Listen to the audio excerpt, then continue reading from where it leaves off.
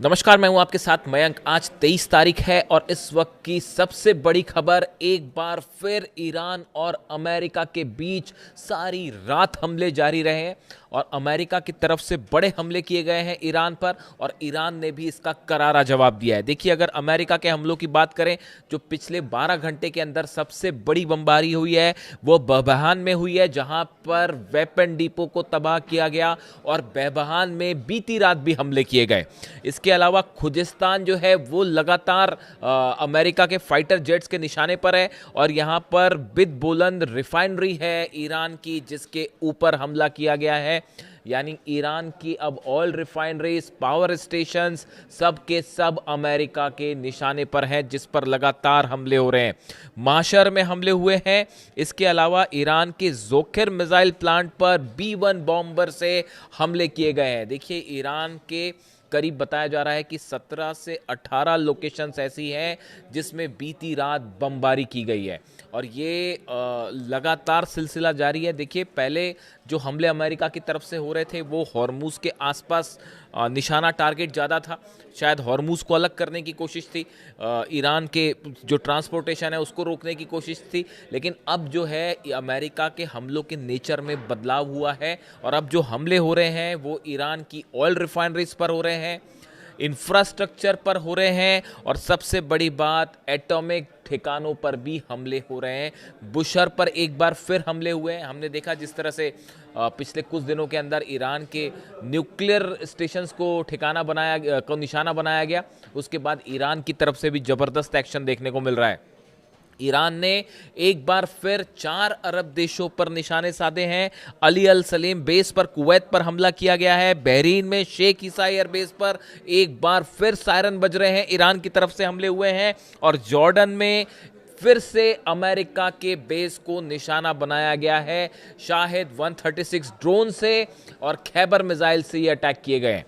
देखिए, लगातार ये हमले जारी हैं, लेकिन इसके बीच 2-3 खबरें ऐसी हैं जो बेहद अहम हैं और अमेरिका के लिए इसे बड़ा झटका माना जा सकता है। और सबसे बड़ी खबर यह है, बाब अल मंदेब बंद कर दिया गया है। जिस तरह से हॉर्मूज बंद है, उसी तरह से अब बाब अल मंदेब भी बंद कर दिया गया है। बाब अल मंदेब यानी वो रास्ता जो लाल सागर को अदन की खाड़ी और फिर आगे हिंद महासागर से जोड़ता है, इसे पूरी तरह से बंद कर दिया गया है। बताया जा रहा है हूती का जो नेवी विंग है उसने यहाँ एक्शन शुरू कर दिया है। सऊदी के करीब 10 जहाज ऐसे हैं जिन्हें वापस लौटा दिया गया, जो बाब अल मंदेब को पार करना चाह रहे थे, लेकिन उन्हें वापस स्वेज कैनाल की तरफ आगे बढ़ा दिया गया। देखिए, गौर करने वाली बात यह है, अगर सऊदी की बात करें, सऊदी का 70% तेल बाब अल मंदेब से होकर निकलता है और अगर दुनिया के लिहाज से बात करें तो करीब 10 से 15% गैस और LNG और तेल का जो है आयात निर्यात वो बाब अल मंदेब से होता है, जो कि अब बंद कर दिया गया है। देखिए, इसके पीछे कई सारी चीज़ें हैं। रूस के विदेश मंत्री लावरोव का बयान आया था 2 दिन पहले। उन्होंने ये कहा था कि अगर बाब अल मंदेब बंद हो जाएगा तो पूरी दुनिया में हाहाकार मच जाएगा। ये बयान था रूस के विदेश मंत्री का।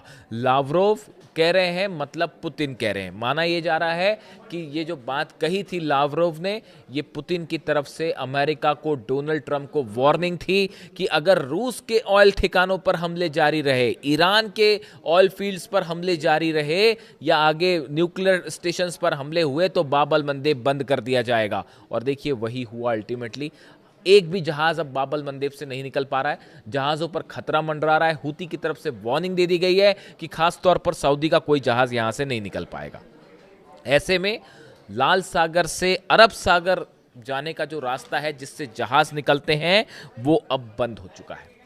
इसका नतीजा क्या होगा आप अंदाज लगा सकते हैं। हॉर्मूज बंद होने की वजह से पूरी दुनिया में हाहाकार मच गया था। ऑयल हो, गैस हो, अब बाब अल मंदेब भी बंद है।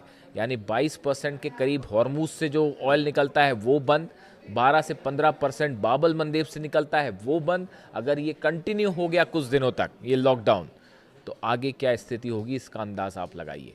यानी ये एक बड़ा दांव है जो ईरान ने, रूस ने चल दिया है, हूती ने चल दिया है अमेरिका और सऊदी के खिलाफ। इसी बीच देखिए 2-3 अहम खबरें हैं, बेहद अहम खबर। ईरान की तरफ से एक बड़ी वार्निंग आई है, बड़ी चेतावनी आई है। ईरान ने ये ऐलान कर दिया है कि अब आने वाले दिनों में अमेरिका और इजराइल के जो कमांडर्स हैं, मिलिट्री कमांडर्स हैं, जिनके हाथ में कमान है, जो हमले के पीछे शामिल होते हैं, इनको निशाना बनाया जाएगा, इनके घरों को टारगेट किया जाएगा, नेताओं को टारगेट किया जाएगा। क्या ये धमकी नेतन्याहू के लिए है? क्या ये धमकी कार्ड्स के लिए है? क्या ये धमकी उन नेताओं के लिए है जो अमेरिका के हैं और इस पूरी जंग में शामिल हैं? देखिए, ये बहुत बड़ा ये इशारा कर रहा है इस ओर कि बड़े कोवर्ट ऑपरेशन शुरू हो सकते हैं, यानी हत्याओं का एक ऐसा दौर शुरू हो सकता है, सिलसिला शुरू हो सकता है जो शायद पूरी दुनिया को हिला कर रख दे। अगर अगले कुछ दिनों में, देखिए आज 48 घंटे ऑलमोस्ट पूरे हो गए हैं, जो जानकारी है खुफिया एजेंसीज की तरफ से, ईरान की तरफ से वार्निंग दी गई थी अमेरिका को कि 72 घंटे के अंदर हमले बंद कर दीजिए वरना ऑल आउट वॉर होगी। इसमें से 2 दिन निकल चुके हैं, 48 घंटे निकल चुके हैं, सिर्फ 24 घंटे और बचते हैं। और इस बीच ये वार्निंग आई है कि टारगेट किलिंग जो होती है, कोवर्ट ऑपरेशन जिसमें नेताओं को निशाना बनाया जाता है, ये अपने आप में बेहद बड़ा और बड़ी वार्निंग है जो ईरान की तरफ से दी गई है। इसके अलावा देखिए 2 खबरें और हैं जो पूरे मिडिल ईस्ट का समीकरण बदल के रख सकती है, जिसकी बहुत ज़्यादा चर्चा थी। अमेरिका और सऊदी के बीच न्यूक्लियर डील। देखिए, ये वो खबर है जिसने सबको हैरान करके रख दिया। मेरी नज़र थी इस बात पे, मैंने कल इस पे वीडियो नहीं बनाया, इस पे बात नहीं की, क्योंकि वजह ये जाननी ज़रूरी है कि आखिर अमेरिका ने आनन फानन में सऊदी के साथ ये डील क्यों की। देखिए, मोहम्मद बिन सलमान जो क्राउन प्रिंस हैं, इनका बड़े समय से ये सपना था, ऐसा कई एक्सपर्ट बताते हैं कि सऊदी जो है वो एक न्यूक्लियर पावर बने। और अब ये जो डील हुई है, ये सऊदी को यूरेनियम एनरिचमेंट की इजाज़त देता है और 30 साल के लिए समझौता होगा। इस तरह की बातें सामने आ रही है, वॉल स्ट्रीट जर्नल के हवाले से ऐसी खबरें हैं। अब सवाल ये है कि अब्राहम एकॉर्ड जो है वो तो साइन किया नहीं है सऊदी ने। पहले ये होता था हमेशा कि सऊदी से अगर किसी तरह की बात मनवानी है या कोई डील करनी है तो एक आ जाता था, पहले आप इसराइल के साथ जो है अब्राहम एकॉर्ड साइन करिए, इसराइल के साथ रिश्ते बेहतर करिए, तो फिर अमेरिका डील करेगा सऊदी के साथ। लेकिन ऐसी कोई शर्त रखे बिना आखिर डोनाल्ड ट्रंप ने ये समझौता क्यों किया सऊदी के साथ? क्या इसके पीछे की वजह यह है कि ईरान के खिलाफ सऊदी को उतारने की तैयारी है, या ईरान के खिलाफ जो है सऊदी को जंग में खींचने की तैयारी है? बात नंबर 1। बात नंबर 2, क्या चीन, देखिए ये एक बात है जिस पर कई समय से मैं नज़र बनाए हुए था। आप देखिए, चीन जो है वो कतई ये नहीं चाहता कि सऊदी ईरान के खिलाफ जंग में कूदे। पहले भी चाइना के विदेश मंत्री वांग यी की तरफ से बयान आ चुके हैं और वो सऊदी समेत कई अरब देशों को ये वार्निंग दे चुके हैं कि आप ईरान के खिलाफ सीधा जंग में मत जाइए। क्या सऊदी और चीन के बीच बढ़ते रिश्ते डोनाल्ड ट्रंप को खटकने लगे थे और डोनाल्ड ट्रंप को यह लगने लगा था कि पूरा अरब हाथ से चला जाएगा अगर सऊदी और चाइना के बीच किसी तरह की बड़ी डिफेंस डील हो जाती है? देखिए, ईरान जो मिसाइल्स मार रहा है उसका तोड़ किसी के पास नहीं है, ना अरब देशों के पास है, ना अमेरिका के पास है। पेट्रियट और थार्ड भी जब उड़ जा रहे हैं जॉर्डन में, बहरीन में और कुवैत में, हमने देखा इराक में जो पेट्रियट सिस्टम लगे हैं उनके ऊपर मिसाइल्स गिरी हैं। जब पेट्रियट सिस्टम तबाह हो जा रहा है तो अरब की रक्षा कैसे होगी? इसी वजह से आप यूएई की बात करें, सऊदी की बात करें, सब डिफेंस डील करना चाहते हैं दूसरे देशों के साथ।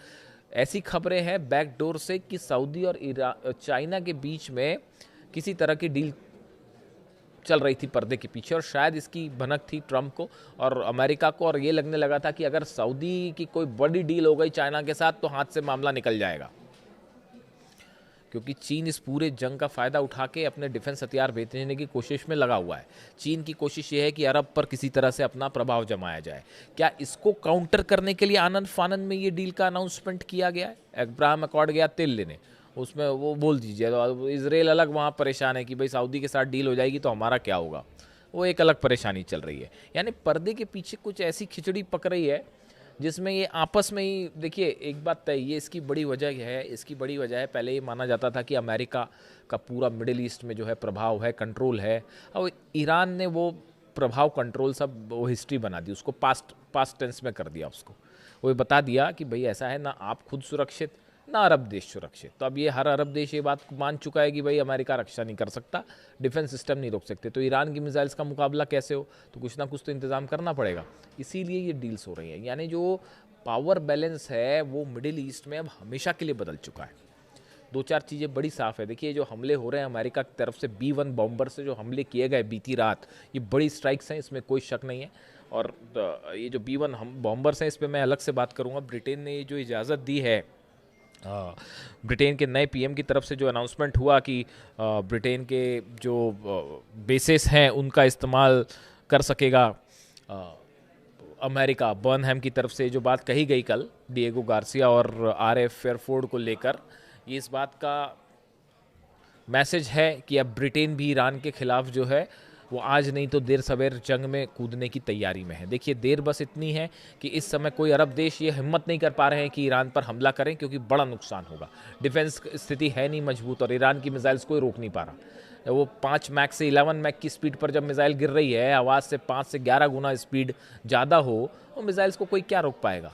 तो वहाँ पर हालात ये हैं। देखिए जॉर्डन में अभी भी, मैं उसको बार बार आगे खींच रहा हूँ इस बात को पिछले 3 वीडियो से, अभी भी ये बात साफ नहीं हुई है कि जॉर्डन के जो बैरक्स पर और बंकर्स पे हमले हुए हैं उसमें अमेरिका की कितनी कैजुअल्टी हुई है और कितने जहाज़ तबाह हुए हैं। देखिए ये आंकड़े जो है जहाज़ तबाह होने के कुछ समय बाद निकल के आते हैं, और जो अभी जानकारियाँ आई हैं, ईरान की कई मिसाइल्स हैं, ख़ासतौर पर Sejal missile, zigzag missile, dancing missile कहते हैं, वो गिरी हैं जॉर्डन के ऊपर और वहाँ पर बेसिस पे बड़ा नुकसान हुआ है। और उससे कितने जेट तबाह हुए आंकड़ा निकल कर सामने आएगा। इसीलिए पुतिन कह रहे थे, पुतिन की तरफ से एक बयान आया अभी 2 दिन पहले की बात है कि ईरान की जो जिगजैग मिसाइल है, सजिल मिसाइल है, इसका मुकाबला करने में अमेरिका का डिफेंस सिस्टम पूरी तरह से फेल है। ये पुतिन कह रहे हैं। आप देखिए, आप जरा कोइंसिडेंस समझिए चीज़ों को कि कैसे हो रहे हैं। रूस के विदेश मंत्री का ये कहना, लावरोव का, कि बाबल मंदेब बंद हो जाएगा तो बड़ा खतरा हो जाएगा और हाहाकार मच जाएगा, और बाबल मंदेब बंद हो गया। समझ रहे हो आप पर्दे के पीछे कैसे सीन होते हैं और कैसे वार्निंग दी जाती है शब्दों में। वार्निंग रशिया से थी अमेरिका के लिए और बाबल मंदेब बंद है साहब। दूसरी चीज़, पुतिन कह रहे हैं कि ये आपका डिफेंस रोक नहीं पाएगा सेजिल मिसाइल्स को और जिगजैग मिसाइल को, और उसने जो है जॉर्डन में, बहरीन में, कुवैत में धुआं कर रखा है ये जो जिगजैग मिसाइल है। जो पुतिन अचानक बात करते हैं मिसाइल्स की और हमले होने शुरू हो जाते हैं। आप समझ रहे हैं कोइंसिडेंस। अब मनीला में मुलाकात हो रही है लावरोव की और मार्को रूबियो की, रूस के विदेश मंत्री और अमेरिका के विदेश मंत्री, मनीला में जो है इनकी मुलाकात होनी है। अब वहाँ पर क्या बात होती है इस पर नज़र रहेगी कि क्या किसी तरह की कोई ऐसी संभावना खोजी जा रही है। देखिए ईरान, एक बात समझिए आप इस बात को, ईरान और अमेरिका के बीच जो ये जंग है, ये जंग का सॉल्यूशन तभी हो सकता है जब पुतिन और जिनपिंग इसके लिए तैयार हो जाए। जब तक पुतिन और जिनपिंग इसके लिए तैयार, ईरान मार रहा है और जम के मार रहा है साहब, वो आप उसकी चिंता मत करिए। ईरान का सीन ऐसा है कि जितने अटैक्स अमेरिका ने किए हैं उससे बढ़ के भारी अटैक्स हो रहे हैं और बड़ा नुकसान हो रहा है अमेरिका को। ईरान को भी नुकसान है। कई मेरे दर्शक ये पूछते हैं आप ईरान का नुकसान, देखिए ईरान के नुकसान की तो खबरें आपको हर जगह मिल जाएगी। आप जब मीडिया सर्च करें तो आप देखिए सब तरफ आपको खबरें मिल जाएंगी ईरान में, क्योंकि ईरान छुपाता नहीं है इस बात को, बता देता है कि भैया हमारे 7 ब्रिज तबाह कर दिए गए पिछले 72 घंटे के अंदर। ईरान के 7 ब्रिज तबाह हैं तो बता दे रहा है भैया हमारे इन ब्रिजेस पर हमला हुआ है। अमेरिका और इजराइल की तरफ से ये खबरें निकालना एक चुनौती होती है, इसलिए हम कोशिश करते हैं कि वहाँ से वो चीज़ आपके सामने रखें जो आप नहीं जान रहे हैं। उसके पीछे कोई बायसनेस वाली बात नहीं है, हमारे काम है आप तक न्यूट्रल होकर खबरें पहुँचाना। अब देखिए ये जो है मुलाकात जो होनी है, the Russian foreign minister says he will meet the US Secretary of State in the Philippines capital for talks set for focus on the wars in Ukraine and in the Gulf region। अब ये Lavrov और Rubio के बीच में जो बात होगी वो ये तय करेगी कि ये जंग की स्थिति आगे कहाँ जा रही है। इंटरनेशनल रिलेशंस और जंग मामले इस तरफ से बढ़ते हैं आगे, लेकिन फिलहाल हालात ये है कि जो नुकसान हो रखा है कुवैत में, बहरीन में, जॉर्डन में और यूएई पे भी बीच बीच में जो है वो मिसाइल गिर जा रही है और कहीं पे जो है ड्रोन अटैक हो जा रहा है। फुजेरा पर एक बार फिर से ड्रोन अटैक हो गया है। तो ऐसे हालात में इंफ्रास्ट्रक्चर पूरा मिडिल ईस्ट का खतरे में है इस समय, खासकर अरब देशों का, और ईरान पड़ रहा है भारी। ब्रिटेन की एंट्री हो चुकी है, अलग से बात करेंगे ब्रिटेन की एंट्री के क्या मायने हैं। और फिलहाल बाबल मंदेब बंद है। बाबल मंदेब बंद होने का मतलब है 10 जहाज़ तो सऊदी के वापस लौट गए, बाकी जहाज़ वहाँ से गुजरने की हिम्मत नहीं कर पा रहे कि भाई जो है कोई स्ट्राइक हो गई तो क्या होगा, कौन बचाने आएगा। तो वो रेड सी और अरब सागर वाला कनेक्शन है वो भी ख़त्म हो रखा है ऐसे में। और हूती कह रहे हैं कि हम सऊदी जहाज़ नहीं जाने देंगे, वो मैरी टाइम ब्लॉकेड वाली स्थिति है, यानी हॉर्मुज़ भी बंद है, बाबल मंदेब भी बंद है। पुतिन लगातार वार्निंग दिए जा रहे हैं, ब्रिटेन की एंट्री हो चुकी है। खबर यह है कि नेतन्याहू जो है वो स्ट्राइक के लिए तैयार बैठे हैं, यानी हालात, इसीलिए कल मैंने कहा था कि मामला जो है वो कहीं वर्ल्ड वॉर की तरफ ना बढ़ जाए और हालात बिगड़ ना जाए। लेकिन इस मीटिंग पर नज़र है, रूबियो और लैवरोव की मीटिंग के बाद क्या निकल के आता है वो ये तय करेगा जंग किस तरफ जा रही है। लेकिन फिलहाल ईरान की तरफ से बड़े हमले हैं और सबसे खतरनाक मिसाइल्स का इस्तेमाल होना शुरू हो गया है। जो भी अपडेट होगा अब तक पहुँचाऊँगा। Thank you so much.